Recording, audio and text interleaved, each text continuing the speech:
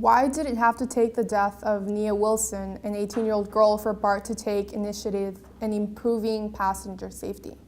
Well, we've been working on passenger safety all along. You know, we've been doing an aggressive recruiting campaign. We've been doing different things on the trains and on the platforms and in the stations to improve safety. What the Nia Wilson incident did was it put the safety concerns on the forefront, and it really came down to perception versus reality. When you have 3 incidents that are very bad, it's hard to combat the perception that things are unsafe, because in reality our crime has not gone up from last year. It's remained flat. And I completely respect perception that people may have that, hey, it's unsafe, and hey, the BART district didn't act until this occurred. How do I feel safe between now and the time it takes for you to get the multi-million dollars to implement this plan? Taking good practices and putting them into action.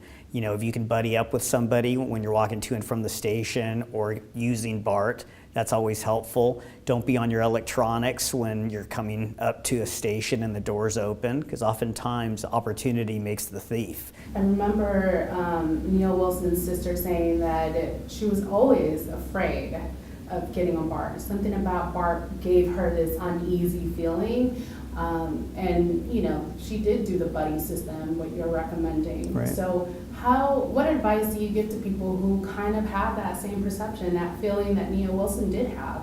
Right, and that's a very good question, because they did do the buddy system in that case, and it was an unprovoked attack. But what I can tell you is that unprovoked attacks, such as what we saw in the Nia Wilson homicide, are very rare on BART.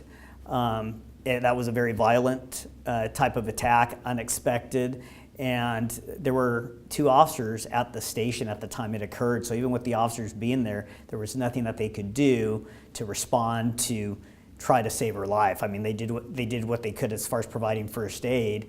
A couple of years ago, you guys were under fire for having decoy cameras. Has BART fixed that? Yes, so a few years back there was, I know, a lot of criticism regarding decoy cameras, and what I can tell you now, all the cameras are now working, and they're all real cameras, and they are capturing videos, and I can tell you we're capturing incidents not only from beginning to end, but also from prior to an incident occurring to after the incident occurs.